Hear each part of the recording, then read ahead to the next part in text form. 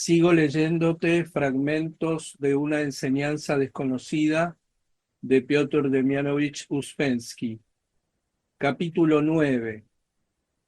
Este capítulo tiene muchas ilustraciones que vas a encontrar en mi sitio web accediendo a través del enlace que vas a encontrar por acá, según desde donde me estés escuchando.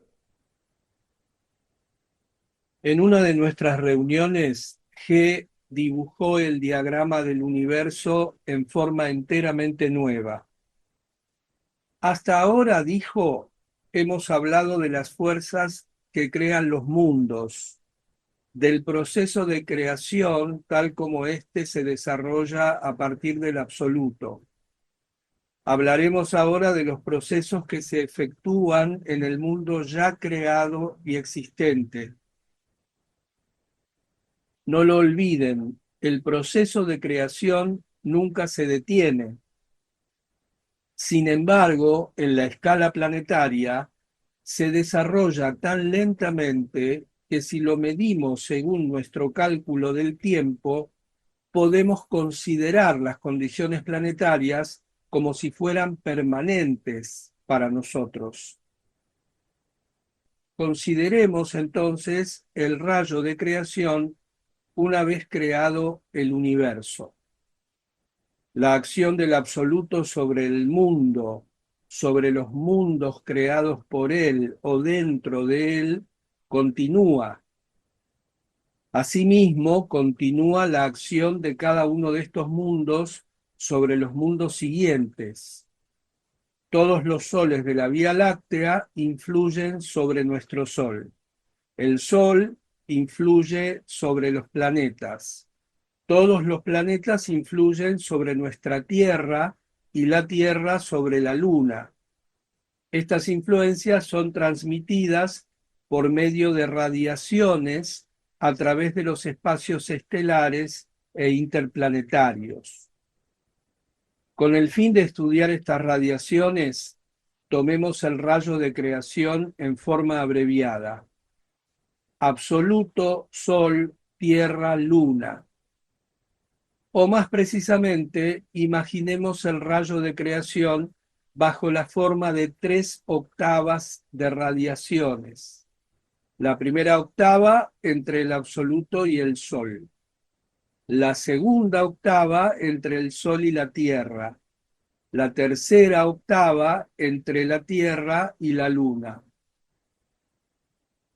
Y examinemos el pasaje de las radiaciones entre estos 4 puntos fundamentales del universo. Tenemos que encontrar nuestro lugar y comprender nuestra función en este universo, tomado bajo la forma de 3 octavas de radiaciones entre 4 puntos. En la primera octava, el absoluto incluye 2 notas, do y si, separadas por un intervalo, figura 20. Siguen las notas la, sol, fa, es decir, figura 21. Luego un intervalo y el choque que lo llena, desconocido para nosotros, pero cuya existencia, sin embargo, es inevitable. Luego mi, re, figura 22. Las radiaciones alcanzan al Sol. En el Sol mismo están incluidas 2 notas, do, un intervalo y si. Luego siguen la, sol, fa, yendo las radiaciones hacia la Tierra, figura 23. Luego un intervalo y el choque de la vida orgánica que lo llena. Luego mi y re. La Tierra, do, un intervalo, si, y luego la, sol, fa, yendo las radiaciones hacia la Luna. Luego nuevamente un intervalo, un choque desconocido para nosotros. Luego mi, re, y la Luna, do.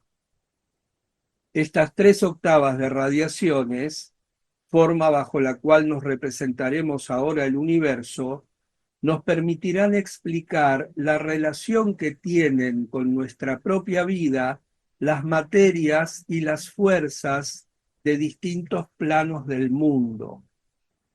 Tengamos en cuenta que aunque hay 6 intervalos en estas 3 octavas, de hecho, solo 3 de ellos necesitan ser llenados desde afuera.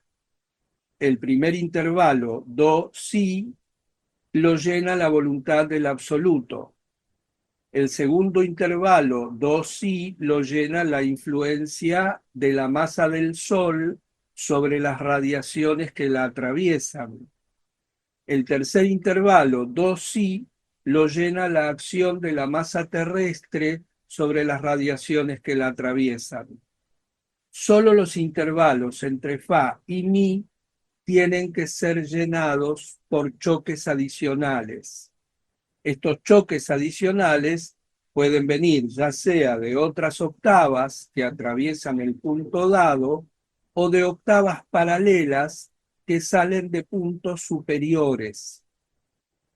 Nada sabemos acerca de la naturaleza del choque entre mi y fa en la primera octava absoluto sol, pero en la octava sol-tierra, el choque entre mi y fa es la vida orgánica sobre la tierra, es decir, las 3 notas la, sol, fa de la octava que comienza en el sol.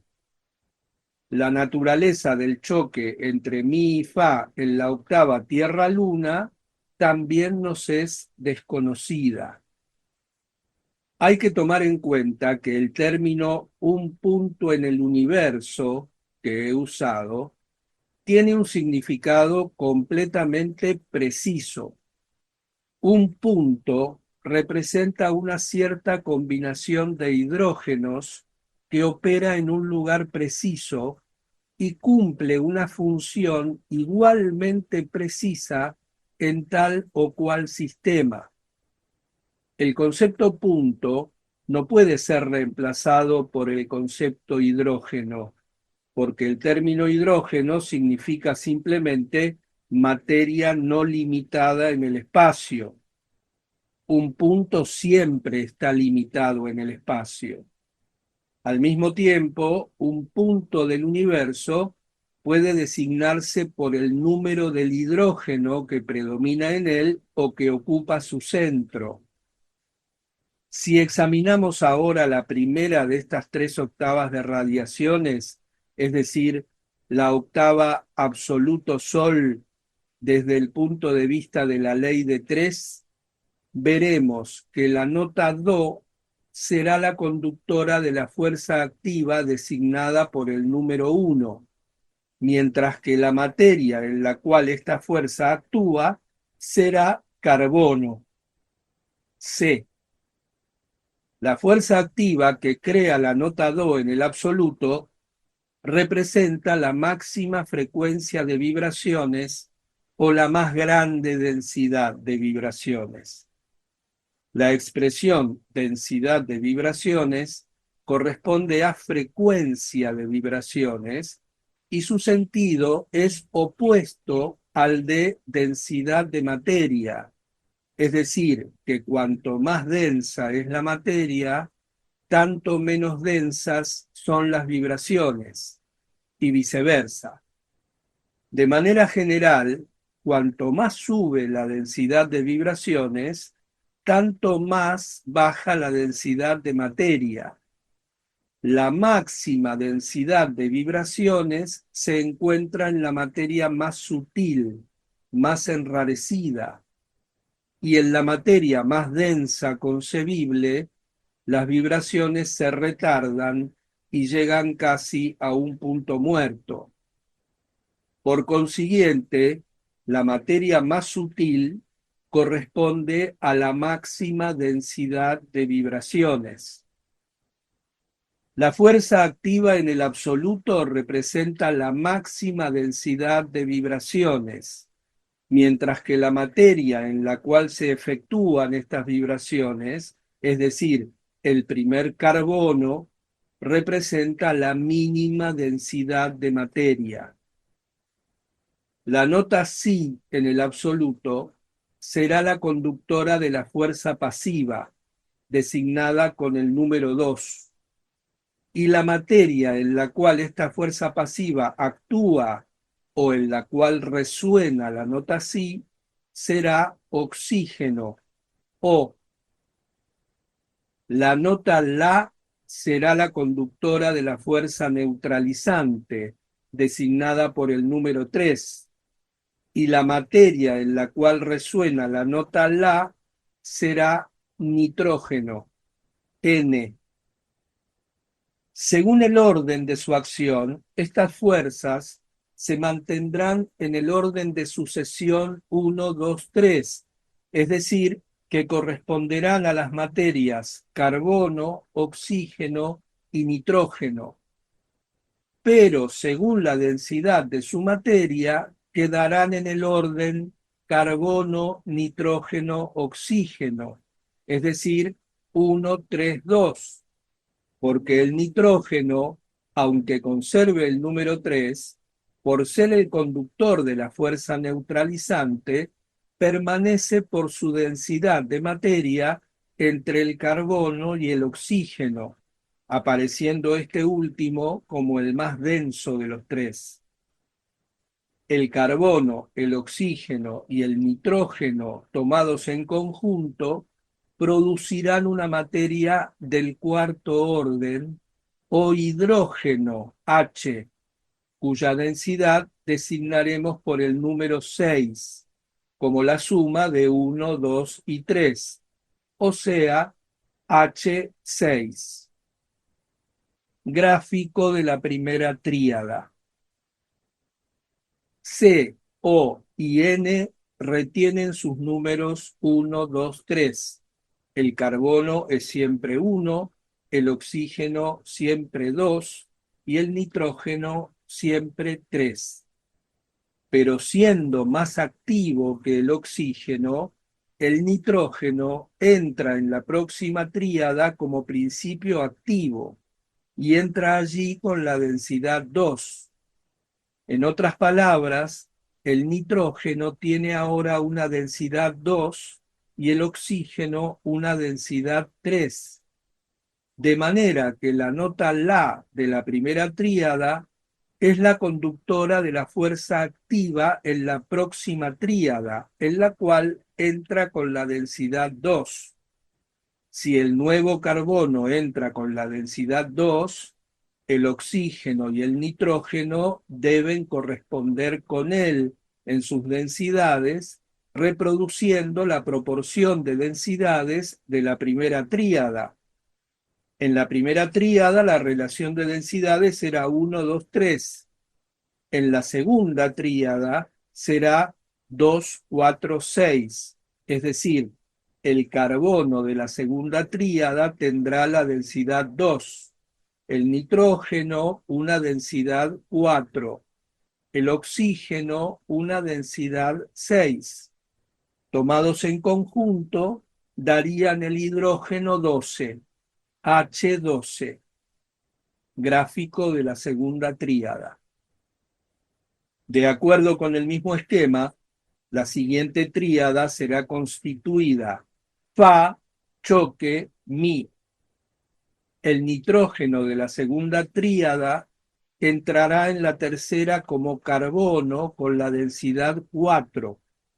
El nitrógeno y el oxígeno que le corresponden deberán tener las densidades 8 y 12.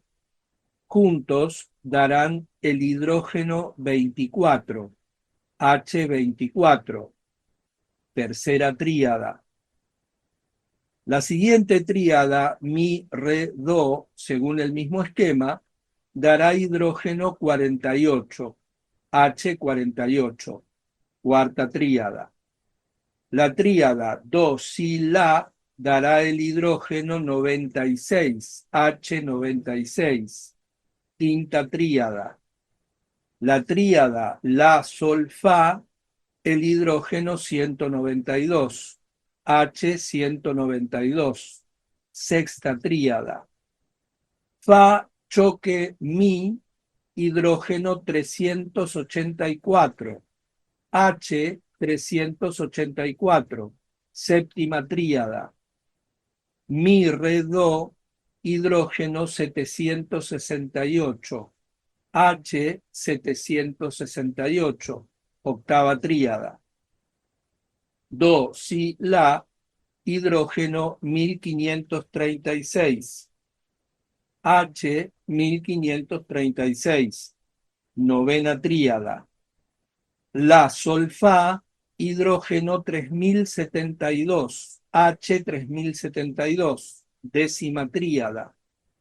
Fa, choque, mi, hidrógeno 6144, H 6144, undécima tríada. Mi, re, do, hidrógeno 12288, H 12288, duodécima tríada. Así se obtienen 12 hidrógenos con densidades escalonadas de 6 a 12.288. Ver tabla 1. Estos 12 hidrógenos representan 12 categorías de materias que se escalonan en el universo desde el absoluto hasta la luna. Y si fuera posible establecer con exactitud cuál de estos hidrógenos constituye el organismo humano y actúa en él, tan solo esto determinaría el lugar que ocupa el hombre en el mundo. Pero en el lugar donde estamos situados, dentro de los límites de nuestros poderes y capacidades ordinarias, el hidrógeno 6 es irreducible. Por lo tanto, podemos tomarlo como hidrógeno 1. El siguiente, hidrógeno 12, puede ser considerado como hidrógeno 6. Si dividimos entre 2 todos los hidrógenos que siguen, obtenemos una escala que va desde el hidrógeno 1 hasta el hidrógeno 6144. Ver tabla 2.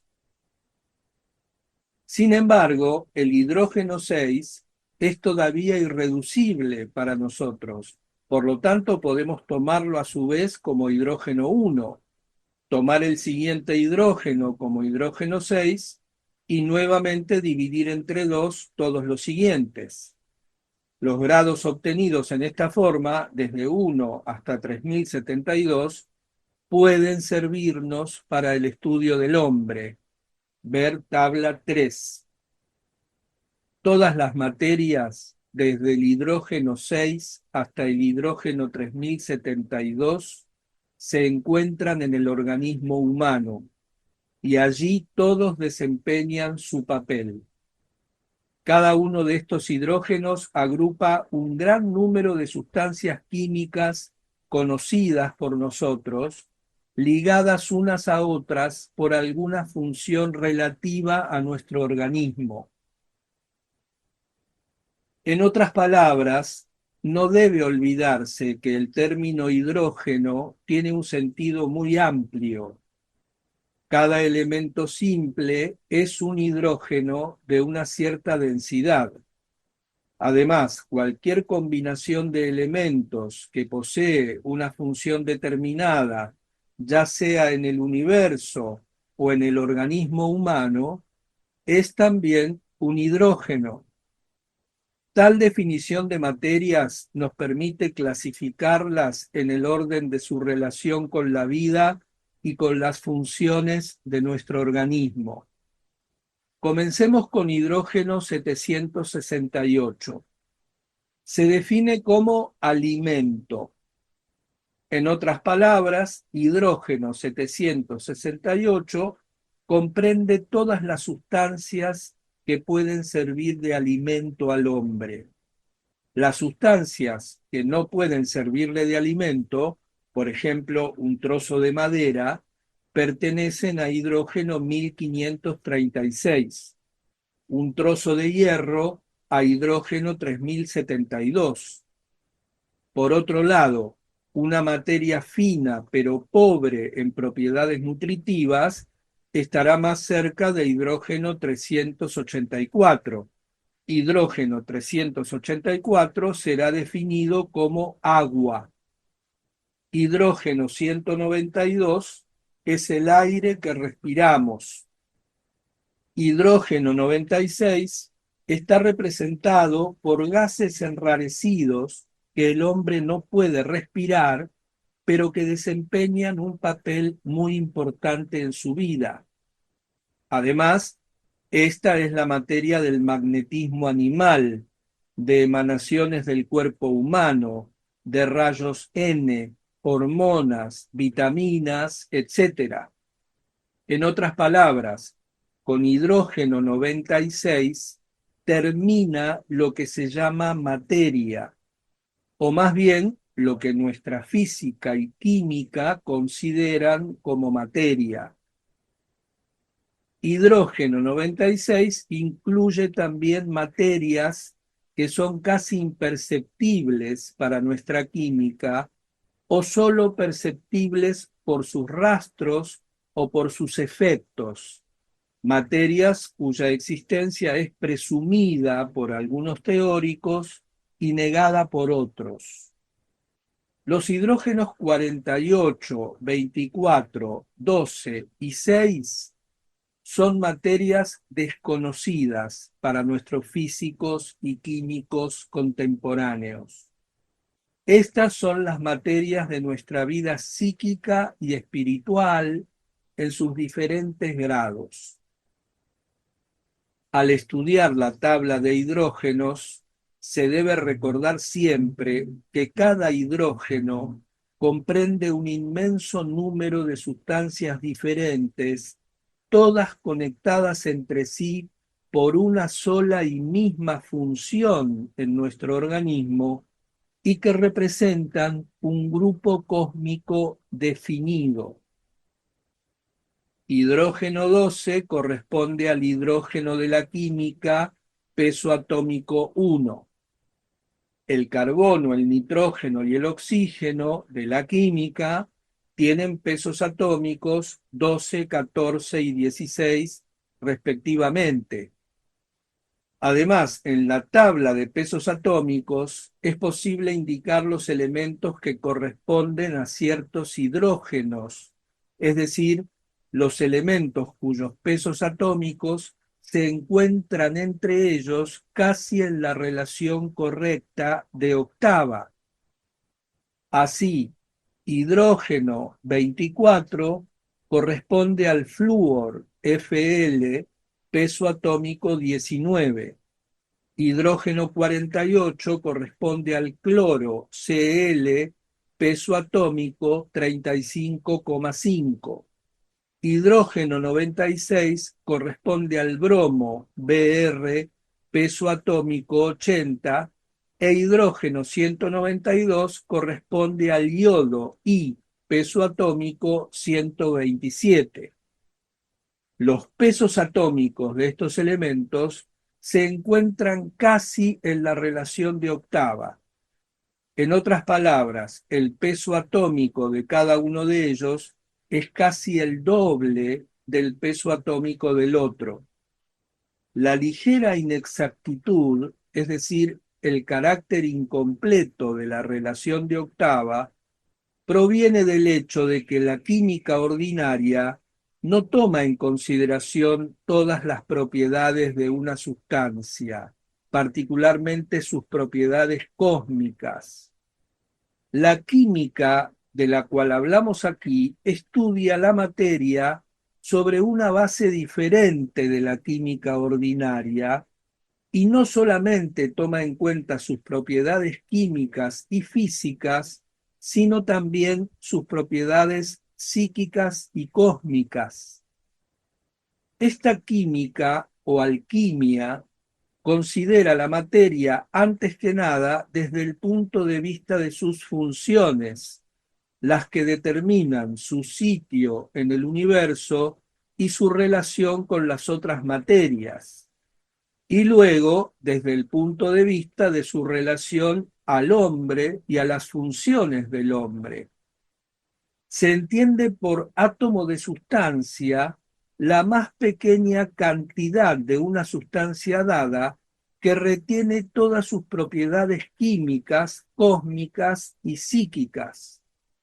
En efecto, además de sus propiedades cósmicas, toda sustancia posee también propiedades psíquicas, es decir, un cierto grado de inteligencia. Por lo tanto, el concepto de átomo se puede aplicar no solo a los elementos, sino también a todas las materias compuestas que tienen funciones precisas en el universo o en la vida del hombre.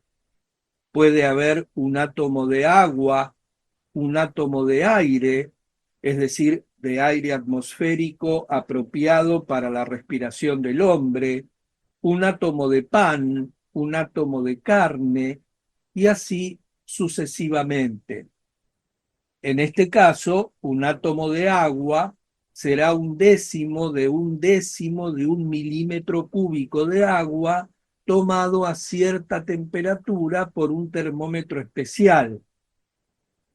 Esta será una pequeñísima gota de agua que bajo ciertas condiciones puede ser percibida a simple vista. Este átomo es la más pequeña cantidad de agua que retiene todas las propiedades del agua. Si se prosigue esta división, algunas de estas propiedades desaparecen. En otros términos, ya no tenemos agua, sino algo que se aproxima al estado gaseoso del agua, vapor, que químicamente no difiere en ninguna forma del agua en su estado líquido, pero posee funciones diferentes y por lo tanto propiedades cósmicas y psíquicas igualmente diferentes. La tabla de hidrógenos hace posible el estudio de todas las sustancias que componen el organismo humano desde el punto de vista de su relación con los distintos planos del universo. Además, como cada función del hombre es un resultado de la acción de sustancias definidas y como cada sustancia está en relación con un plano definido del universo, este hecho nos permite establecer la relación que existe entre las funciones del hombre y los planos del universo. Debo decir ahora que las 3/8 de radiación y la tabla de hidrógenos que se deriva de ellas fueron un tropiezo para nosotros durante mucho tiempo. En cuanto al principio más esencial de la transición de las tríadas y de la estructura de la materia, no lo comprendí sino más tarde, y hablaré de ello en su debida oportunidad. En mi reconstrucción de la exposición de G, trato en general de observar un orden cronológico, aunque esto no es siempre posible, ya que algunas cosas fueron repetidas muchísimas veces y en una u otra forma entraron en casi todo lo que decía. La tabla de hidrógenos me produjo una muy fuerte impresión que más tarde se volvería aún más fuerte. Frente a esta escalera levantada desde la tierra hasta el cielo, sentí algo análogo a las sensaciones del mundo que me llegaron hace varios años durante mis extraños experimentos que he descrito en mi obra Un nuevo modelo del universo. En el capítulo 8, Misticismo experimental, gracias a los cuales había sentido tan fuertemente la interdependencia, la integridad y la matematicalidad de todo lo que existe en el mundo. Esta exposición, con diferentes variantes, fue repetida muchas veces, ya sea asociada a una explicación del rayo de creación o asociada a una explicación de la ley de octava. pero las primeras veces que la oí, estaba lejos de reconocerle todo su valor, a pesar de la singular sensación que cada vez me producía. Y sobre todo, no comprendía entonces que estas ideas son mucho más difíciles de asimilar y tienen un contenido mucho más profundo de lo que parece cuando se oye exponerlas por primera vez. He conservado el siguiente episodio en mi memoria. Se releía una vez más un texto sobre la estructura de la materia considerada en su relación con la mecánica del universo. El lector era P, un joven ingeniero que pertenecía al grupo de los alumnos de G en Moscú, del cual ya he hablado. Llegué en medio de la lectura. Al oír palabras conocidas, llegué a la conclusión de que ya había oído este texto.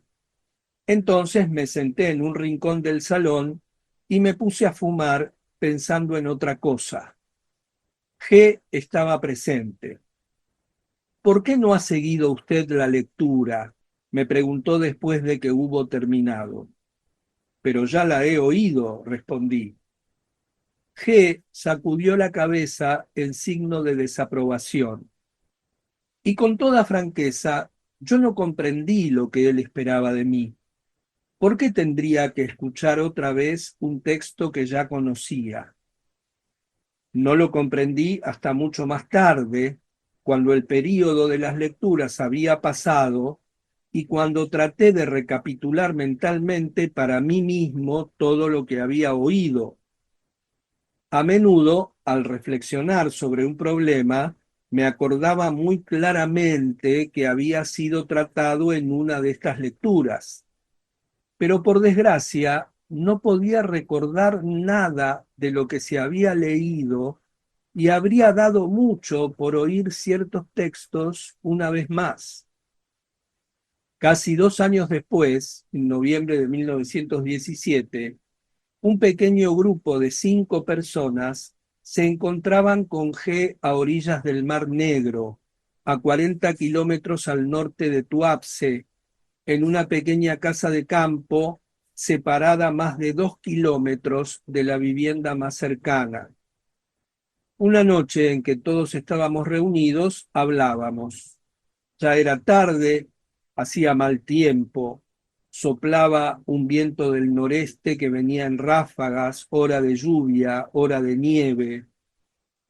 Justamente yo estaba reflexionando sobre la tabla de hidrógenos y particularmente sobre cierta incompatibilidad que creía discernir entre el diagrama del cual ya hemos hablado y otro que nos fue enseñado más tarde.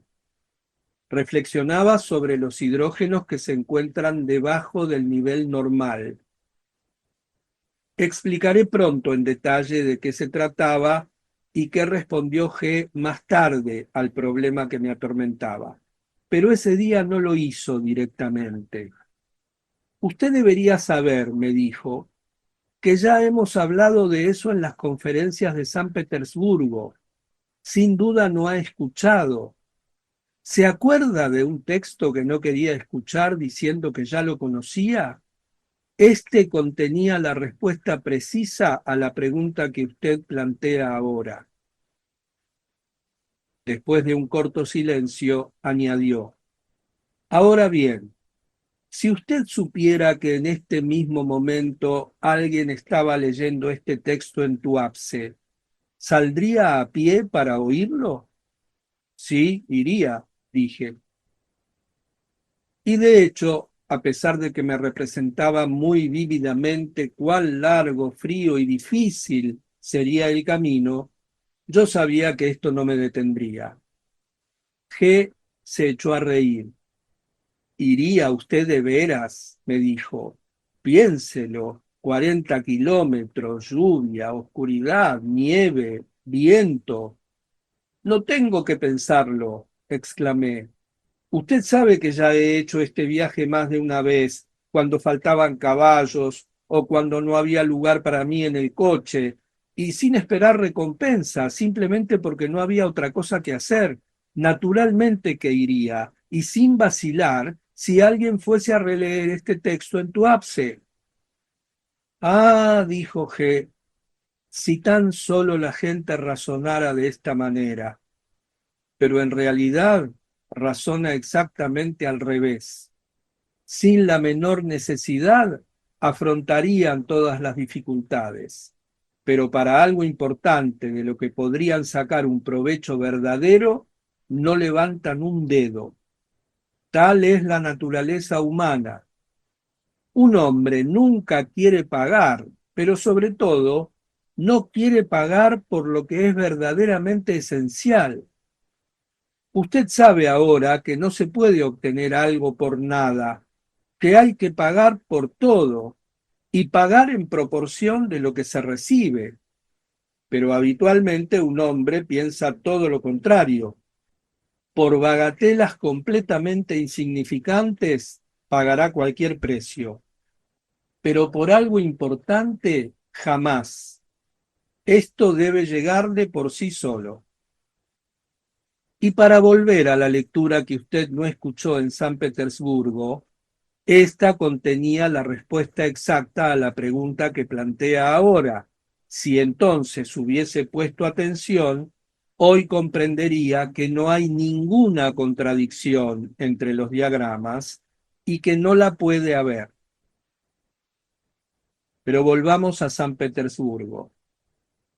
Ahora que miro atrás, no puedo dejar de asombrarme ante la rapidez con que G nos transmitía los principios fundamentales de su enseñanza. Naturalmente, esto se debía en gran parte a su manera de exponer las cosas, a su capacidad asombrosa para hacer destacar todos los puntos importantes sin entrar nunca en detalles inútiles hasta que lo esencial no hubiese sido comprendido. Después de los hidrógenos, G prosiguió así. Queremos hacer, dijo, pero en todo lo que hacemos estamos atados y limitados por la cantidad de energía producida por nuestro organismo.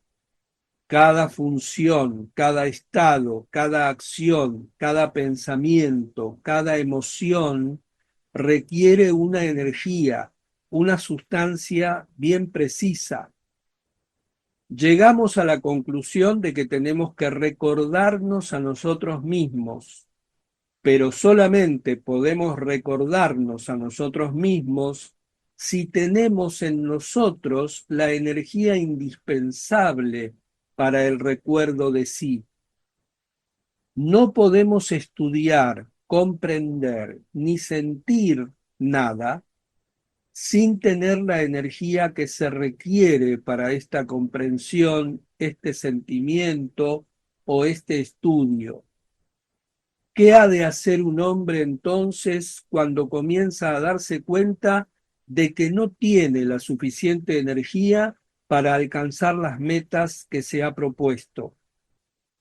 La respuesta a esta pregunta es que cada hombre normal tiene bastante energía para comenzar el trabajo sobre sí. Solo es menester que con miras a un trabajo útil aprenda a economizar la energía de la cual dispone y que la mayor parte del tiempo disipa por completo. La energía se gasta sobre todo en emociones inútiles y desagradables, en la espera ansiosa de cosas desagradables, posibles o imposibles, en malos humores, en prisas inútiles, nerviosismo, irritabilidad, imaginación, ensueño, y así sucesivamente. La energía se desperdicia en el trabajo equivocado de los centros, en la tensión inútil de los músculos fuera de toda proporción con el trabajo realizado, en la perpetua habladuría que absorbe una enorme cantidad de energía, en el interés, entre comillas, que dedicamos sin cesar a las cosas que ocurren a nuestro alrededor o a las personas con las cuales no tenemos nada que hacer y que no merecen ni una mirada, en el constante desperdicio de la fuerza de atención, etcétera, etcétera.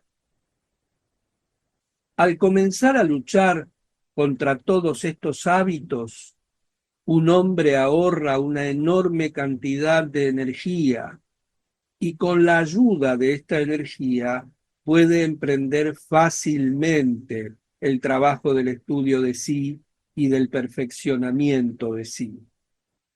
Más adelante, sin embargo, el problema se vuelve más difícil. Un hombre que ha balanceado su máquina hasta cierto punto y comprobado por sí mismo que produce mucha más energía de la que esperaba, llega a la conclusión, no obstante, de que esta no es suficiente y que debe aumentar la producción si quiere continuar su trabajo. El estudio del funcionamiento del organismo humano muestra que esto es ciertamente posible. El organismo humano es comparable a una fábrica de productos químicos donde todo ha sido previsto para un muy alto rendimiento, pero en las condiciones ordinarias de la vida nunca alcanza su máxima capacidad porque solo usa una pequeña parte de su maquinaria y ésta no produce sino lo que es indispensable para su propia existencia. Hacer trabajar una fábrica de esta manera es evidente antieconómico en el más alto grado.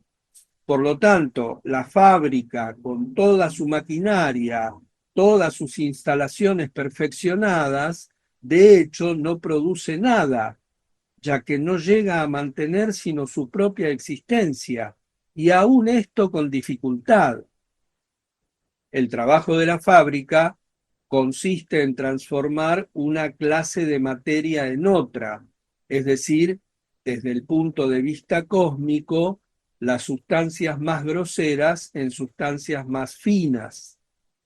La fábrica recibe del mundo exterior como materia prima una cantidad de hidrógenos groseros y su trabajo consiste en transformarlos en hidrógenos más finos por medio de toda una serie de complicados procesos alquímicos. Pero en las condiciones ordinarias de la vida, en la fábrica humana es insuficiente la producción de los hidrógenos más finos que nos interesan especialmente desde el punto de vista de la posibilidad de estados superiores de conciencia y desde el punto de vista del trabajo de los centros superiores. Y todos estos hidrógenos más finos se malgastan sin provecho para mantener la existencia de la fábrica misma. Si pudiéramos aumentar la producción de la fábrica a su más alto nivel de rendimiento posible, podríamos entonces comenzar a ahorrar los hidrógenos finos. Entonces, la totalidad del cuerpo, todos los tejidos, todas las células, se saturarían de estos hidrógenos finos que gradualmente se fijarían en ellos, cristalizándose de una cierta manera. Esta cristalización de los hidrógenos finos llevaría poco a poco al organismo entero hasta un nivel más alto, hasta los planos más elevados del ser. Pero esto nunca puede suceder en las condiciones ordinarias de la vida porque la fábrica gasta todo lo que produce. Aprendan a separar lo sutil de lo grosero. Este principio de la tabla de Esmeralda se refiere al trabajo de la fábrica humana. Y si un hombre aprende a separar lo sutil de lo grosero, es decir, a llevar la producción de hidrógenos finos a su más alto nivel posible, por este mismo hecho, creará para sí mismo la posibilidad de un crecimiento interior que no puede ser asegurado por ningún otro medio. El crecimiento interior, el crecimiento de los cuerpos interiores del hombre, el astral, el mental, es un proceso material completamente análogo al del crecimiento del cuerpo físico. Para crecer, un niño debe ser bien alimentado. Su organismo debe gozar de condiciones saludables, a fin de que, partiendo de este alimento, pueda preparar los materiales necesarios para el crecimiento de los tejidos. Lo mismo es necesario para el cuerpo astral, el cual requiere para su crecimiento sustancias que el organismo debe producir a partir de las diversas clases de alimentos que penetran en él. Más aún, las sustancias que el cuerpo astral necesita para su crecimiento son idénticas a las que son indispensables para mantener el cuerpo físico, con la única diferencia de que se necesitan en cantidades mucho mayores. Si el organismo físico comienza a producir una cantidad suficiente de estas sustancias finas y si luego se constituye el cuerpo astral en él, este organismo astral necesitará para mantenerse una cantidad mucho menor de estas sustancias que las que necesitó durante su crecimiento. El sobrante de estas sustancias podrá entonces emplearse para la formación y el crecimiento del cuerpo mental, pero por supuesto, este exigirá mucha mayor cantidad de estas sustancias que las requeridas para el crecimiento y la alimentación del cuerpo astral. El exceso de las sustancias no consumidas por el cuerpo mental servirá para el crecimiento del cuarto cuerpo, pero este exceso tendrá que ser muy grande. Todas las sustancias finas necesarias para la manutención y la alimentación de los cuerpos superiores deben ser producidas en el organismo físico, y el organismo físico es capaz de producirlas siempre que la fábrica humana trabaje debida y económicamente.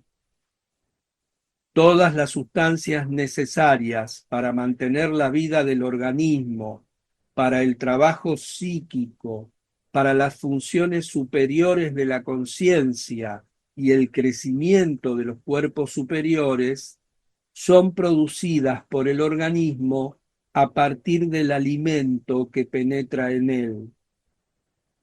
El organismo humano recibe tres clases de alimento. Primero, el alimento ordinario que comemos. Segundo, el aire que respiramos. Tercero, nuestras impresiones. No es difícil comprender que el aire es una clase de alimento para el organismo, pero a primera vista puede parecer difícil comprender cómo las impresiones pueden ser un alimento.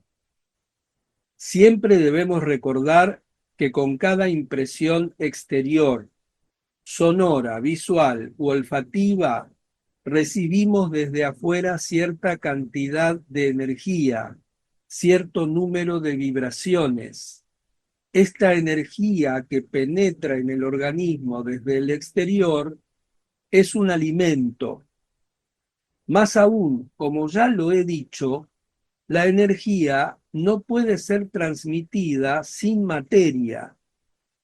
Si una impresión exterior introduce con ella una energía exterior en el organismo, ello significa que una materia exterior también penetra en el organismo y lo nutre en el pleno sentido de esta palabra. Para una existencia normal, el organismo necesita tres clases de nutrición: alimento físico, aire e impresiones. El organismo no puede existir con la ayuda de uno solo, ni siquiera con la de solo dos. Se necesitan los tres. Pero la relación de estos alimentos entre sí y su significado para el organismo no son los mismos. El organismo puede existir por un tiempo relativamente largo sin ningún aporte de alimento físico fresco. Se conocen casos de ayuno por más de 60 días, al fin de los cuales el organismo no había perdido nada de su vitalidad, puesto que pudo recuperar sus fuerzas muy rápidamente, tan pronto como empezó a alimentarse. Por supuesto, tal abstinencia de alimento no puede considerarse como completa, ya que en estos casos de privación artificial, los sujetos habrían continuado tomando agua. Sin embargo, aún sin agua, un hombre puede vivir varios días sin alimentos. Sin aire no puede subsistir más de unos minutos, no más de 2 o 3. Como regla general, la muerte sucede obligatoriamente después de una privación de aire que dura 4 minutos. Sin impresiones, un hombre no puede vivir ni un solo instante. Si de alguna manera se pudiera detener el flujo de las impresiones o privar al organismo de su capacidad de recibirlas, moriría instantáneamente. El flujo de las impresiones que nos vienen del exterior es como una correa de transmisión por la cual se nos comunica el movimiento. El motor principal para nosotros es la naturaleza, el mundo que nos rodea. La naturaleza nos transmite a través de nuestras impresiones la energía por la cual vivimos, nos movemos y tenemos nuestro ser. Si este influjo energético dejase por un instante de llegar a nosotros, nuestra máquina cesaría inmediatamente de trabajar. Por lo tanto, de las 3 clases de alimento, la más importante es las impresiones, aunque es evidente que un hombre no puede existir mucho tiempo solamente con impresiones. Las impresiones y el aire permiten al hombre existir un poco más de tiempo. Las impresiones, el aire y el alimento físico permiten al hombre vivir el término de su tiempo normal de vida y producir las sustancias necesarias, no solo para mantener su vida, sino también para la creación y el crecimiento de los cuerpos superiores. El proceso de transformar en sustancias más finas las sustancias que entran en el organismo está gobernado por la ley de octava. Representémonos el organismo humano bajo la forma de una fábrica de 3 pisos. El piso superior de esta fábrica es la cabeza del hombre. El piso intermedio es el pecho. El piso inferior incluye la espalda, el abdomen y la parte inferior del cuerpo. Figura 25. El alimento físico es H768 o la Sol-Fa en la tercera octava cósmica de radiaciones. Este hidrógeno penetra en el piso inferior del organismo como oxígeno, Do 768, figura 26. El oxígeno 768 encuentra el carbono 192 ya presente en el organismo. De la unión de O 768 y C 192 resulta el nitrógeno N384. N384 es la nota siguiente, Re, figura 27. Como lo sabemos por la ley de octava, Mi no puede pasar a fa en una octava ascendente sin un choque adicional. Si no recibe ningún choque adicional, la sustancia Mi 192 no puede por sí misma pasar a la plena nota fa. En el momento en que Mi 192 aparentemente debería llegar a un punto muerto, penetra en el organismo el segundo alimento, el aire, bajo la forma de Do 192, o sea, Mi, Re, Do de la segunda octava cósmica de radiaciones. La nota Do contiene los semitonos necesarios, es decir, toda la energía necesaria para pasar a la próxima nota, y en alguna forma da parte de su energía a la nota Mi, que es de igual densidad. La energía de este Do, al unirse con el carbono 48 ya presente en el organismo, da a Mi 192 suficiente fuerza para que pueda pasar al nitrógeno 96. El nitrógeno 96 será la nota Fa.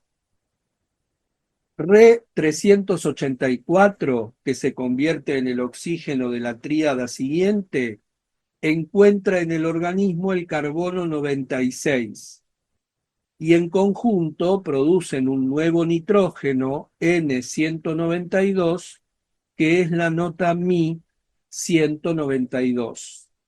Figura 28. La entrada de aire H192 en el organismo y el choque dado por el aire en el intervalo Mi-Fa de la octava de nutrición es la figura 29. Fa 96, al unirse con el carbono 24 presente en el organismo, pasa al nitrógeno 48, la nota Sol. Continuación de la octava de nutrición, el pasaje de los productos de nutrición a Sol 48. Figura 30. La nota Sol 48, al unirse con el carbono 12 presente en el organismo, pasa al nitrógeno 24, la nota La 24, figura 31. Continuación de la octava de nutrición, el pasaje de los productos de nutrición a La 24. La 24 se une con el carbono 6 presente en el organismo y se transforma en nitrógeno 12 o Si-12. Si-12 es la sustancia más alta que el organismo puede producir a partir del alimento físico con la ayuda del choque adicional dado por el aire. Figura 32. Continuación de la octava de nutrición, el pasaje de los productos de nutrición a Si-12. Do 192, aire, al entrar en el piso intermedio de la fábrica con el carácter de oxígeno y al dar una parte de su energía a Mi 192, se une a su vez en un cierto punto con el carbono 48 presente en el organismo y pasa a Re 96. El comienzo de la digestión del aire en el organismo. Figura 33. Re 96 pasa a Mi 48 con la ayuda del carbono 24 y con esto el desarrollo de la segunda octava se detiene.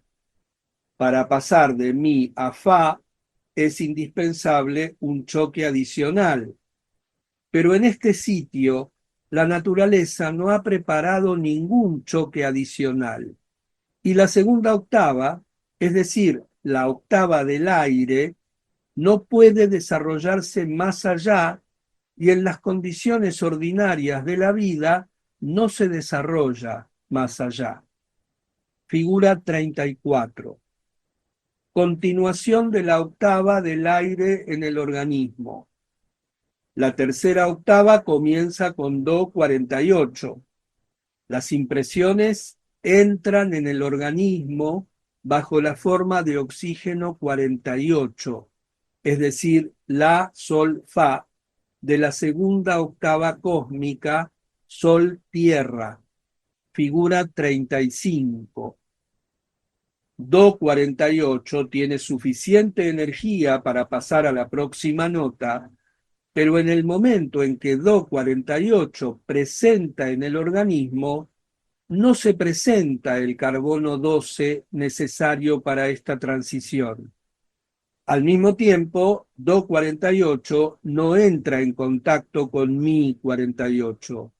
Así que Do mismo no puede pasar a la próxima nota ni puede dar una parte de su energía a Mi 48. Las tres clases de nutrición y la digestión de H768 y H192 en el organismo con la ayuda de un choque mecánico, el estado normal del organismo y la producción normal de las sustancias más finas a partir de los productos de nutrición. Figura 36. En las condiciones normales de existencia, la producción de materias finas por la fábrica llega entonces a un punto muerto, se detiene, y la tercera octava resuena solo como Do. La sustancia de la más alta calidad producida por la fábrica es Si12, y para todas sus funciones superiores, la fábrica no puede emplear sino esta sustancia superior. Sin embargo, hay una posibilidad de acrecentar el rendimiento, es decir, de permitir que la octava del aire y la octava de las impresiones se desarrollen más. Para este fin, es indispensable crear una clase especial de choque artificial en el punto mismo en que la tercera octava se ha detenido.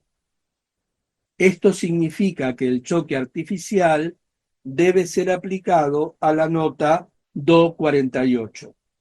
¿Pero qué es un choque artificial? Primero, se conecta con el momento de recibir una impresión. La nota Do 48 designa el momento en que una impresión entra en nuestra conciencia. Un choque artificial en este punto significa cierta clase de esfuerzo hecho en el momento en que se recibe una impresión. Se ha explicado anteriormente que en las condiciones de la vida ordinaria no nos recordamos a nosotros mismos. No nos recordamos quiere decir no tenemos la sensación de nosotros mismos, no estamos conscientes de nosotros mismos en el momento de la percepción de una emoción, de un pensamiento o de una acción. Si un hombre lo comprende y trata de recordarse a sí mismo, cada impresión que recibe durante este recuerdo será en cierta manera doblada. Por ejemplo, en un estado psíquico ordinario, simplemente miro a la calle, pero si me recuerdo a mí mismo, no miro simplemente a la calle. Yo siento que la miro, como si me dijera a mí mismo, yo miro. En vez de una impresión de la calle, tengo dos impresiones, una de la calle y la otra de mí mismo mirando a la calle. Esta segunda impresión producida por el hecho de mi recuerdo de mí es el choque adicional. Además, sucede que la sensación adicional conectada con el recuerdo de sí trae consigo un elemento de emoción. En otras palabras, en ese instante el trabajo de la máquina llama cierta cantidad de carbono 12. Los esfuerzos por recordarse a sí mismo, la observación de sí en el momento en que se recibe una impresión, la observación de una impresión en el momento en que se la recibe, el registro, por así decirlo, de la recepción de impresiones y la estimación simultánea de su valor, todo esto tomado en conjunto dobla la intensidad de las impresiones y hace que Do 48 pase a Re 24.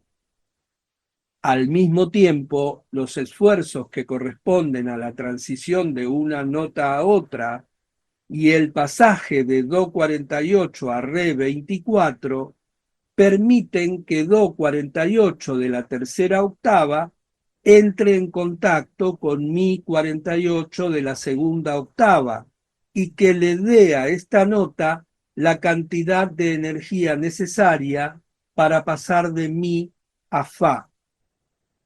De esta manera, el choque dado a Do 48 se extiende también a Mi 48 y permite que la segunda octava se desarrolle.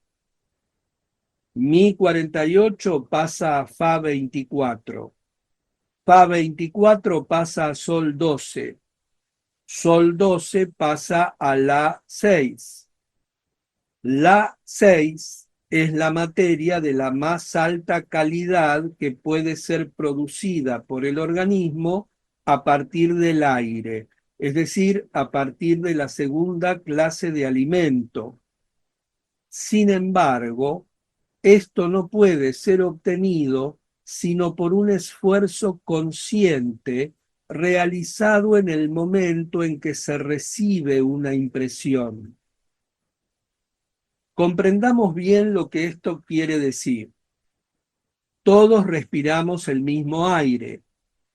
Además de los elementos conocidos por nuestra ciencia, el aire contiene un gran número de sustancias que ésta no conoce, que le son indefinibles e inaccesibles a su observación.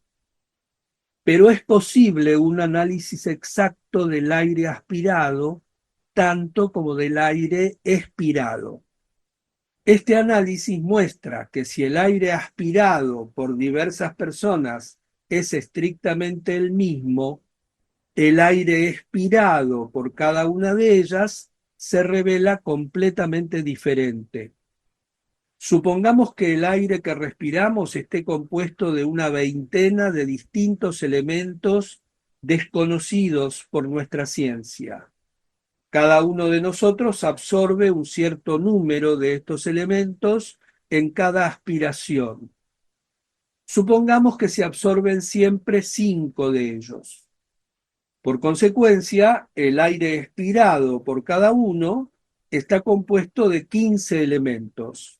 5 han ido a nutrir el organismo. Sin embargo, ciertos hombres no exhalan 15, sino solo 10 elementos, es decir, que absorben 5 elementos de más. Estos 5 elementos son hidrógenos superiores. Figura 37. Estos hidrógenos superiores están presentes en cada partícula de aire que inhalamos. Al aspirar, introducimos en nosotros estos hidrógenos superiores, pero si nuestro organismo no sabe cómo extraerlos de las partículas del aire ni cómo retenerlos, vuelven al aire por exhalación, pero permanecen en el organismo si éste es capaz de extraerlos y retenerlos. De esta manera, todos respiramos el mismo aire, pero no todos extraemos las mismas sustancias. Unos extraen más, otros menos.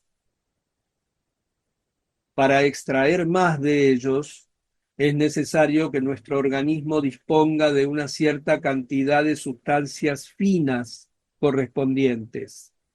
Estas sustancias finas contenidas en el organismo actúan entonces como un imán sobre las sustancias finas contenidas en el aire inhalado. De esta manera encontramos de nuevo la antigua ley alquímica. Para hacer oro, primero hay que tener oro. Sin oro no hay posibilidad de hacer oro. La alquimia en su totalidad no es sino una descripción alegórica de la fábrica humana y de su trabajo de transformar los metales viles, sustancias groseras, en metales preciosos, sustancias finas. Figura 38. Hemos seguido el desarrollo de 2 octavas. La tercera octava, es decir, la octava de impresiones, comienza con un esfuerzo consciente. Do 48 pasa a Re 24, Re 24 pasa a Mi 12. El desarrollo de la octava, llegado a este punto, se detiene. Si examinamos ahora el resultado del desarrollo de estas 3 octavas, veremos que la primera octava ha alcanzado Si12, la segunda La6 y la tercera Mi12. De esta manera, la primera y la tercera octavas se detienen en notas que no pueden pasar a las notas siguientes. Para el desarrollo ulterior de estas 2 octavas, es necesario un segundo choque consciente en cierto punto de la máquina. Se necesita un nuevo esfuerzo consciente. La naturaleza de este esfuerzo exige un estudio especial. Si consideramos la marcha general de la máquina, este esfuerzo puede ser conectado con la vida emocional, es decir, con una clase especial de influencia sobre nuestras propias emociones. Pero no se puede explicar lo que es realmente esta clase de influencia y cómo debe ser producida, sino en función de una descripción general del trabajo de la fábrica o de la máquina humana. La práctica de la no expresión de emociones desagradables, de la no identificación, de la no consideración interior, es la preparación para el segundo esfuerzo. Cuadro completo del trabajo intensivo del organismo y de la intensiva producción de sustancias a partir de los productos de la nutrición después del primer choque consciente. Figura 39.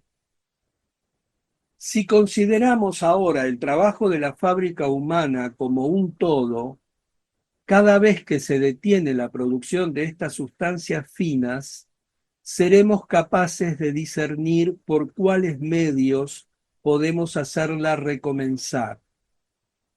Vemos que en las condiciones ordinarias, al trabajar con la sola ayuda de un choque mecánico, la fábrica produce una cantidad muy pequeña de sustancias finas, en efecto, solamente Si12.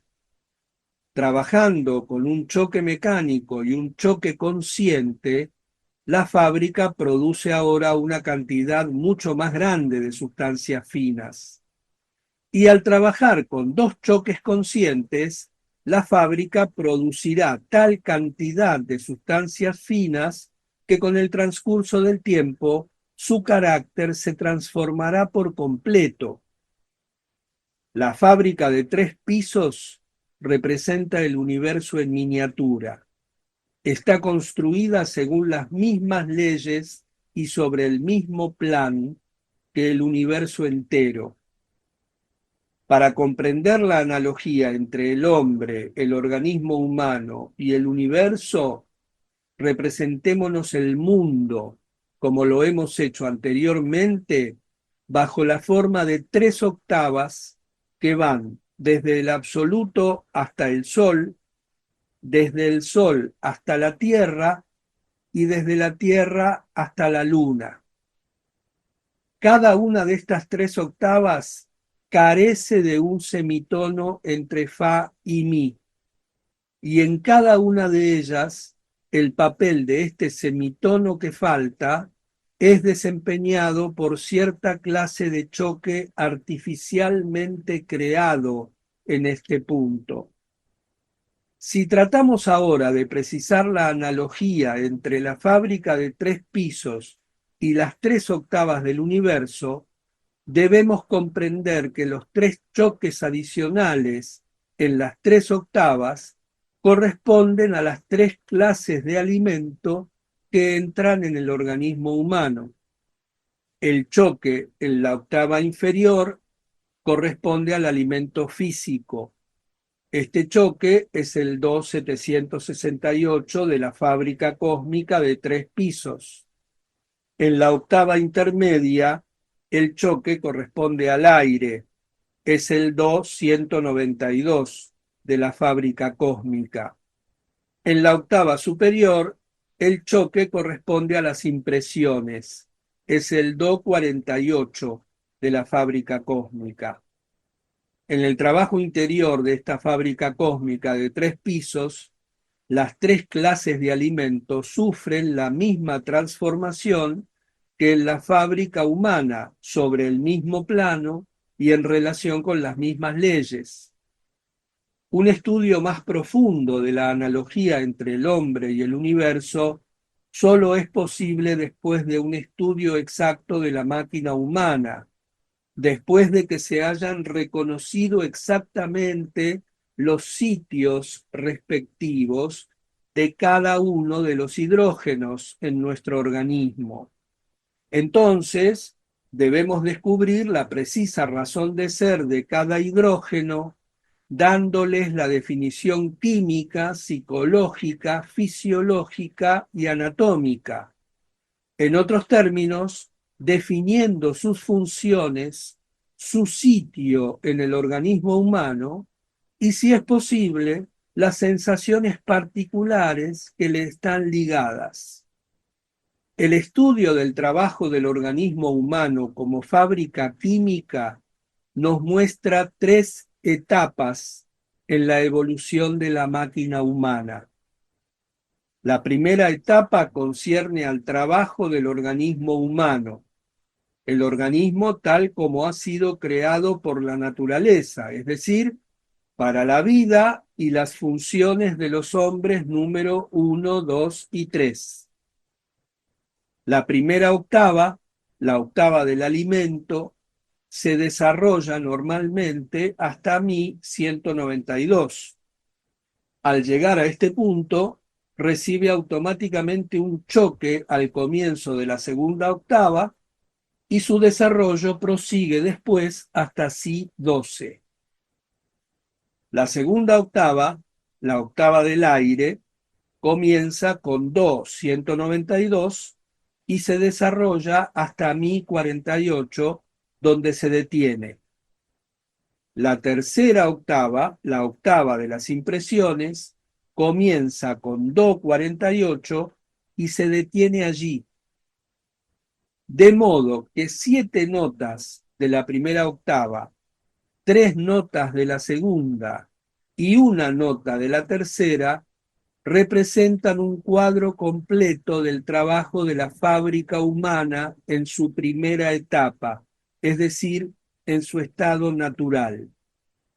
La naturaleza no ha previsto sino un choque, aquel que se recibe con la entrada de la segunda octava y que permite que mi de la primera octava pase a fa.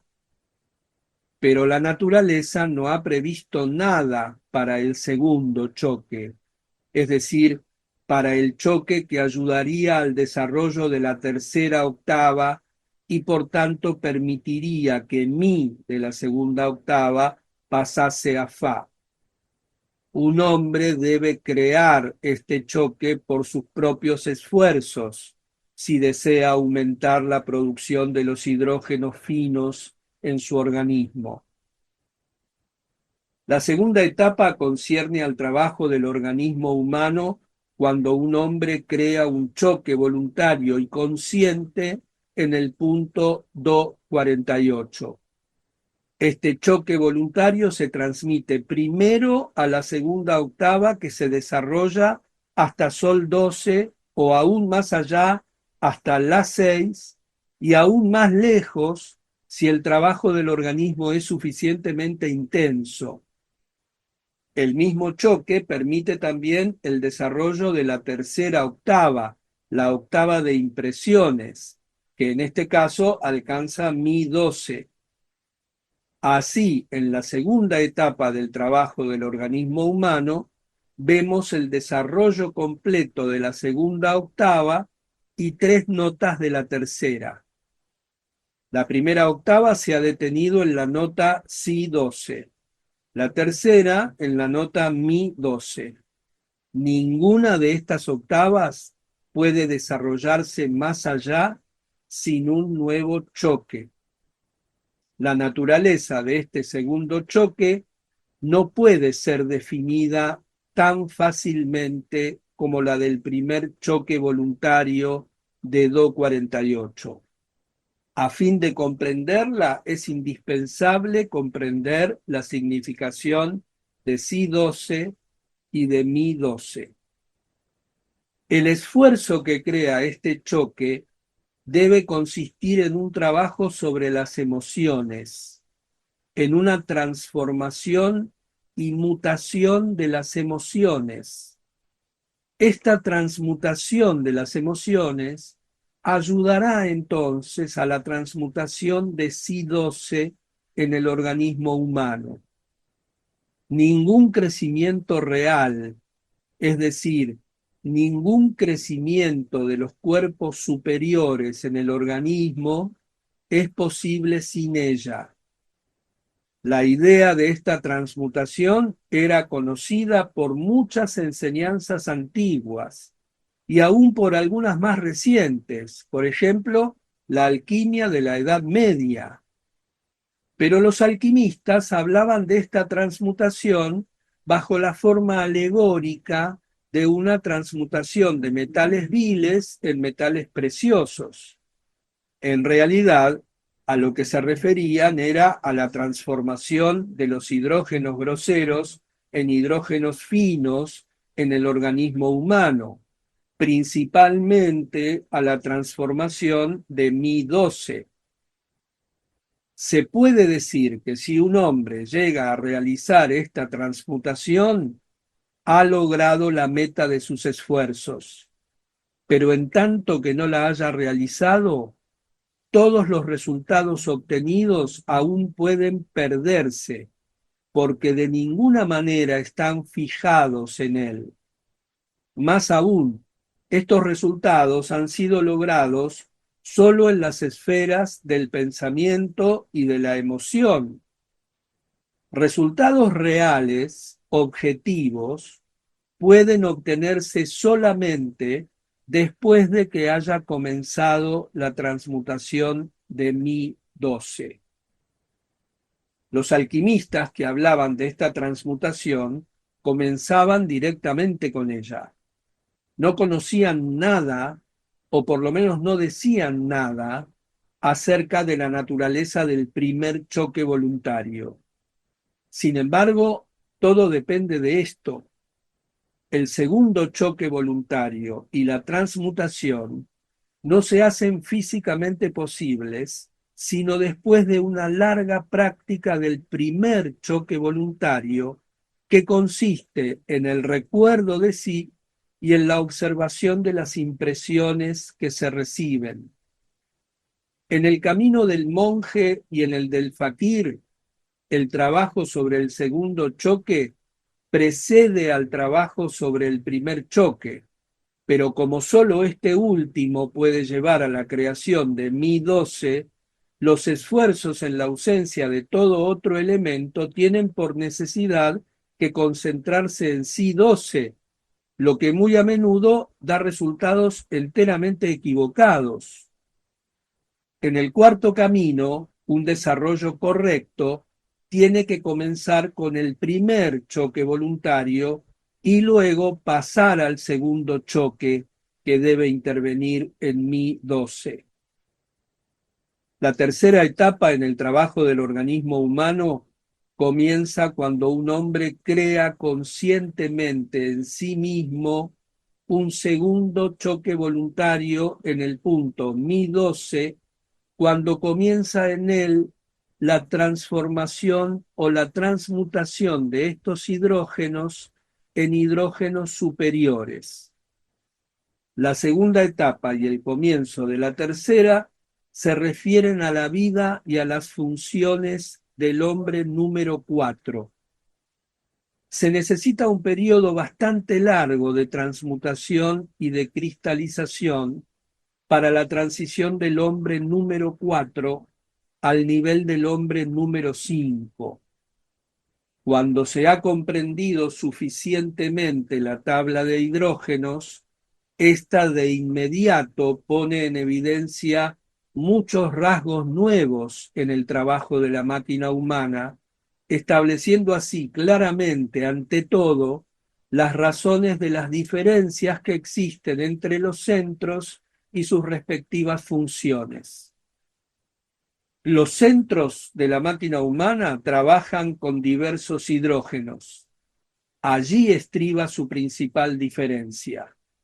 El centro que trabaja con el hidrógeno más grosero, más denso y más pesado, trabaja más lentamente. El centro que trabaja con el hidrógeno más ligero, más móvil, es también el más rápido.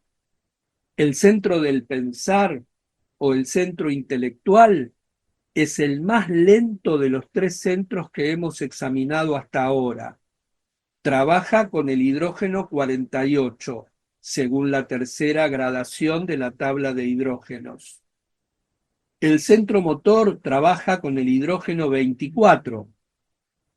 El hidrógeno 24 es mucho más rápido y móvil que el hidrógeno 48.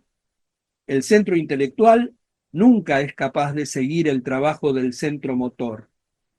No podemos seguir nuestros propios movimientos ni los de otras personas, a menos que su velocidad se reduzca artificialmente. Somos aún menos capaces de seguir el trabajo interno de nuestro organismo, las funciones instintivas, el pensar instintivo, que constituye en cierta forma un aspecto del centro motor. El centro emocional puede trabajar con el hidrógeno 12. Sin embargo, en realidad muy rara vez trabaja con este hidrógeno fino. En la mayoría de los casos su trabajo difiere poco en velocidad e intensidad del trabajo del centro motor o del centro instintivo. Para comprender el trabajo de la máquina humana y sus posibilidades, hay que saber que aparte de estos tres centros y de los que están relacionados con ellos, tenemos dos centros más plenamente desarrollados y que funcionan perfectamente, pero no tienen vínculo con nuestra vida ordinaria ni con los tres centros a través de los cuales tenemos conocimiento de nosotros mismos. La presencia de estos centros superiores en nosotros es análoga a la de los tesoros escondidos que han buscado desde los tiempos más remotos los hombres que persiguen lo misterioso y lo milagroso, pero es un enigma mucho más grande. Todas las enseñanzas místicas y ocultas reconocen en el hombre la existencia de fuerzas y capacidades superiores, aunque en muchos casos solo en forma de posibilidades, y hablan de la necesidad de desarrollar las fuerzas escondidas en el hombre. La presente enseñanza difiere de muchas otras por el hecho de que afirma la existencia en el hombre de centros superiores ya plenamente desarrollados. Son los centros inferiores los que no están desarrollados. Y es precisamente esta falta de desarrollo de los centros inferiores o su incompleto funcionamiento lo que nos impide usar el trabajo de los centros superiores. Como ya lo he dicho, hay dos centros superiores. El centro emocional superior, que trabaja con hidrógeno 12, y el centro intelectual superior, que trabaja con hidrógeno 6. Si consideramos el trabajo de la máquina humana desde el punto de vista de los hidrógenos con los que trabajan los centros, veremos por qué los centros superiores no pueden entrar en contacto con los centros inferiores. El centro intelectual trabaja con hidrógeno 48, el centro motor con hidrógeno 24. Si el centro emocional trabajase con hidrógeno 12, su trabajo se conectaría con el del centro emocional superior. En los casos en que el trabajo del centro emocional alcanza la intensidad de vida y la rapidez que suministra el hidrógeno 12, se produce un contacto momentáneo con el centro emocional superior y el hombre experimenta nuevas emociones, nuevas impresiones que hasta entonces le eran completamente desconocidas y para las cuales no tiene ni palabras ni expresiones con qué describirlas. Pero en las condiciones ordinarias, la diferencia entre la velocidad de nuestras emociones habituales y la velocidad del centro emocional superior es tan grande que no hay ningún contacto posible y no llegamos a oír las voces dentro de nosotros que nos hablan y que nos llaman desde el centro emocional superior. El centro intelectual superior, al trabajar con hidrógeno O, está aún más alejado de nosotros, todavía menos accesible. No hay contacto posible con él, sino a través del centro emocional superior. Ejemplos de tales contactos nos han sido dados solo en las descripciones de experiencias místicas, estados extáticos y otros.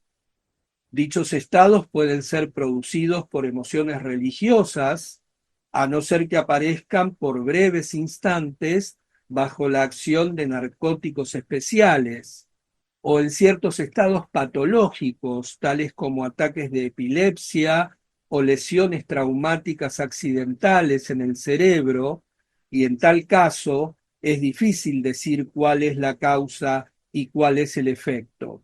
Esto es, si el estado patológico resulta de este contacto o viceversa. Si pudiésemos conectar deliberadamente y a voluntad los centros de nuestra conciencia ordinaria con el centro intelectual superior, no nos sería de utilidad alguna en nuestro estado actual. En la mayoría de los casos, en el momento de un contacto accidental con el centro intelectual superior, el hombre pierde el conocimiento.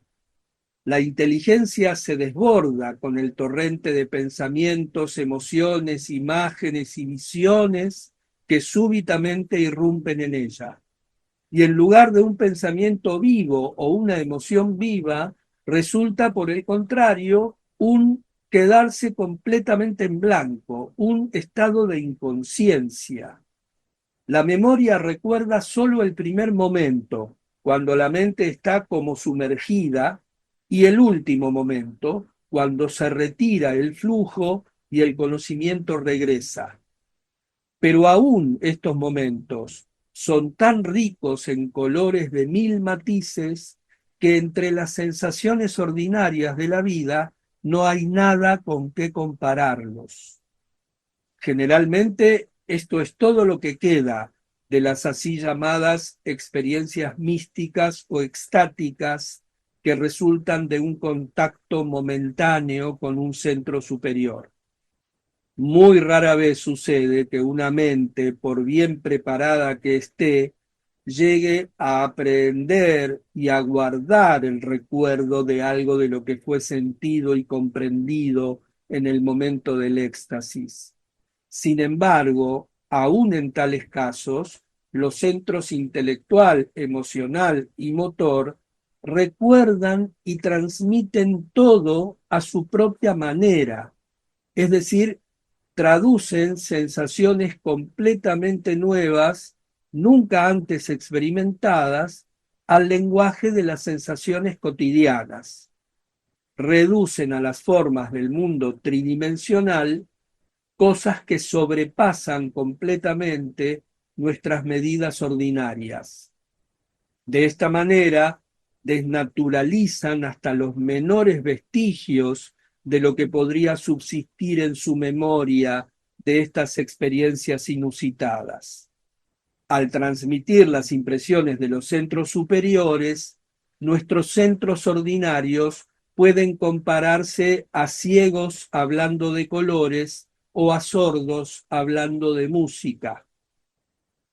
A fin de obtener una conexión correcta y permanente entre los centros inferiores y los centros superiores, es necesario regular y acelerar el trabajo de los centros inferiores.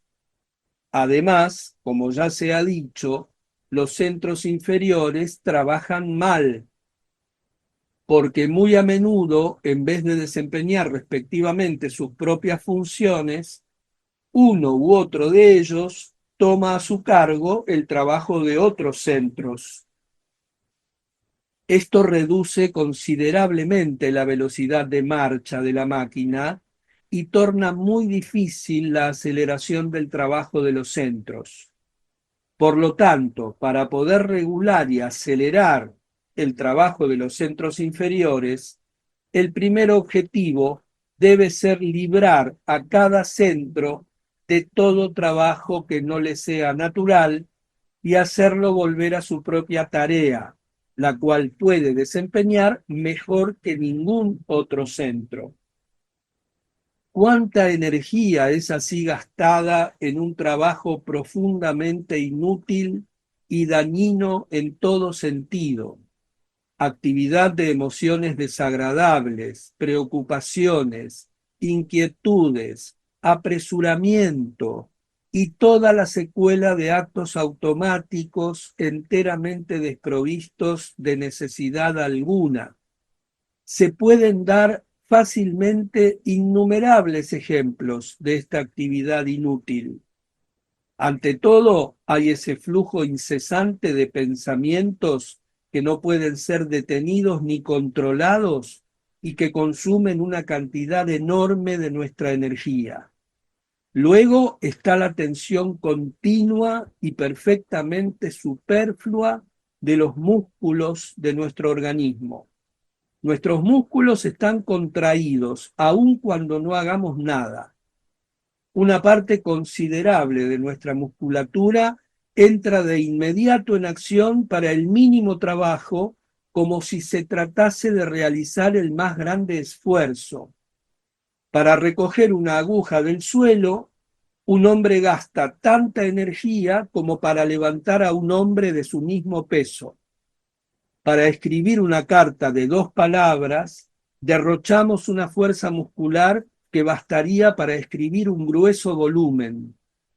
Pero lo peor es que gastamos nuestra energía muscular continuamente, aun cuando no hagamos nada.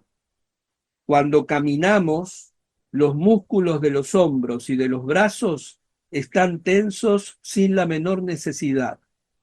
Cuando estamos sentados, los músculos de las piernas, del cuello, de la espalda y del vientre están contraídos inútilmente. Aún durmiendo, contraemos los músculos de los brazos, de las piernas, de la cara y de todo el cuerpo.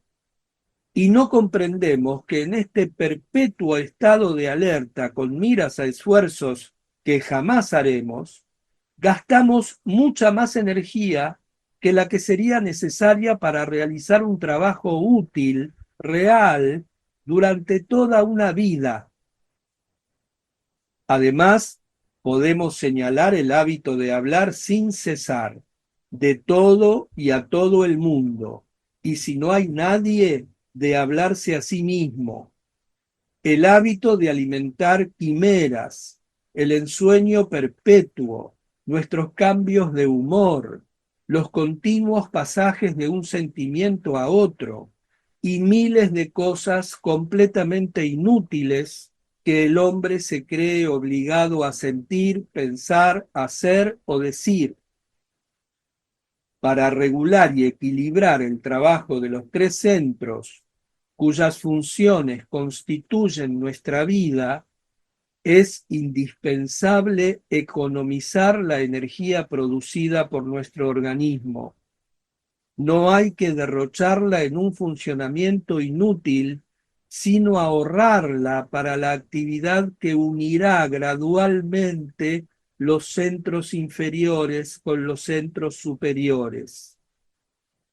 Todo lo que se ha dicho anteriormente acerca del trabajo sobre sí, de la elaboración de la unidad interior y del pasaje de los hombres números 1, 2 y 3 al nivel de los hombres números 4, 5 y más, persigue un solo y mismo fin, lo que se llama cuerpo astral, según una terminología especial, se llama, según otra, el centro emocional superior. Aunque aquí la diferencia no está solamente en la terminología. Para hablar más correctamente, se trata de diferentes aspectos del próximo estado evolutivo del hombre. Se puede decir que el cuerpo astral es necesario para el funcionamiento completo y adecuado del centro emocional superior al unísono con los centros inferiores, o bien que el centro emocional superior es necesario para el trabajo del cuerpo astral.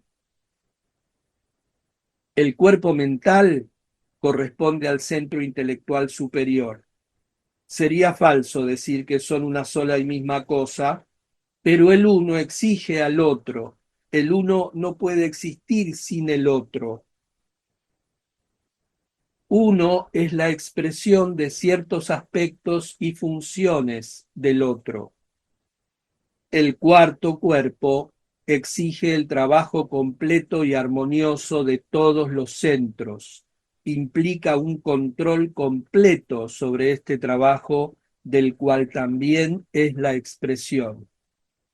Lo que es necesario comprender bien y lo que la tabla de hidrógenos nos ayuda a comprender es la idea de la completa materialidad de todos los procesos interiores, psíquicos, intelectuales, emocionales, voluntarios y otros, incluso las inspiraciones poéticas más exaltadas, los éxtasis religiosos y las revelaciones místicas. La materialidad de los procesos significa su dependencia de la calidad de la materia o de la sustancia empleada. Cierto proceso exige el gasto, o se puede decir la combustión, de hidrógeno 48. Pero no se puede obtener otro proceso por la combustión de hidrógeno 48.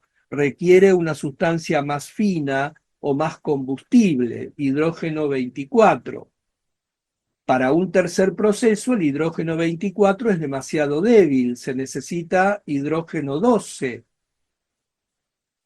Vemos así que nuestro organismo posee las diversas clases de combustibles necesarios para los diferentes centros. Los centros se pueden comparar a máquinas que usan combustibles de varias calidades. Una máquina puede trabajar con residuos de gasolina, otra requiere gasolina refinada, una tercera puede marchar con petróleo. Las sustancias finas de nuestro organismo pueden compararse con sustancias de diferentes grados de combustibilidad, y el organismo mismo se puede comparar con un laboratorio, donde a partir de diversas especies de materias primas se preparan combustibles diversos necesarios para los diferentes centros. Pero por desgracia, algo funciona mal en el laboratorio. Las fuerzas que controlan el reparto de combustibles entre los diferentes centros a menudo cometen errores y los centros reciben un combustible ora demasiado débil, ora demasiado inflamable. Además, una gran cantidad de todos los combustibles producidos se gasta de manera totalmente improductiva. Hay fugas y simplemente se pierden.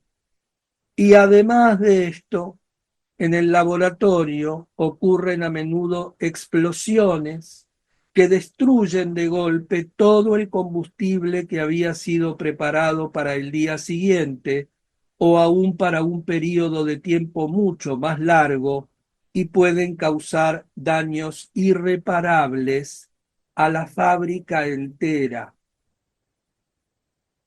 Debe notarse que el organismo produce habitualmente durante un solo día todas las sustancias necesarias para el siguiente, y sucede muy a menudo que todas las sustancias se gasten, se consuman por alguna emoción completamente inútil y por regla general completamente desagradable.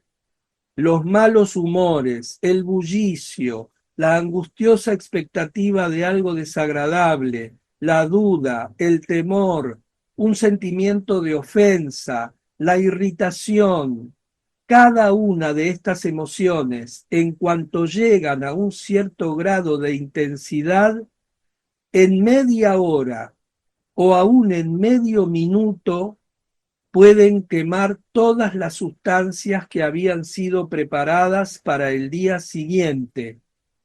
Es más, una simple explosión de cólera o cualquier otra emoción violenta de un solo golpe puede hacer explotar todas las sustancias que habían sido preparadas en el laboratorio y dejar a un hombre completamente vacío por largo tiempo, si no para siempre.